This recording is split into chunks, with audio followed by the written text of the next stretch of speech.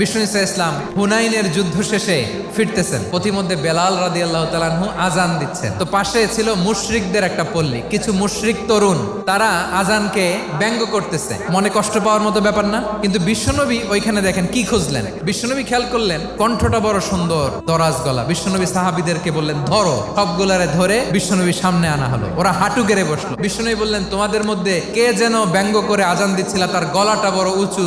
আবু মাহজুরা বলে আমার বন্ধুরা সবাই আমার দিকে আঙ্গুল দেখায়। আবু মাহজুরার মাথায় হাত দিয়ে বললেন এবার আজান দাও দেখি। আবু মাহজুরা বলে আমি তো আজান দিতে জানি না। বিশ্বনবী বললেন তাহলে আসো আমি তোমারে শিখাই দেই। বিশ্বনবী একটা বাক্য পরে, আবু মাহজুরা পরে, বিশ্বনবী পরে, আবু মাহজুরা পরে। আবু মাহজুরা বলে এক একটা বাক্য পড়ি আমার কলিজাটা গলে ঠান্ডা হয়ে যায়। বিশ্বনবীর সাথে দাঁড়িয়ে উনি শাহাদা পড়ে মুসলমান হয়ে গেলেন। বিষ্ণু ইসা ইসলাম বললেন যাও আবু মাহজুরা, আমি তোমাকে পৃথিবীর শ্রেষ্ঠতম মসজিদ মক্কার মসজিদুল হারামের মুয়াজ্জিন হিসেবে অ্যাপয়েন্ট করে দিলাম। দেখছেন কিভাবে ট্যালেন্ট হান্টিং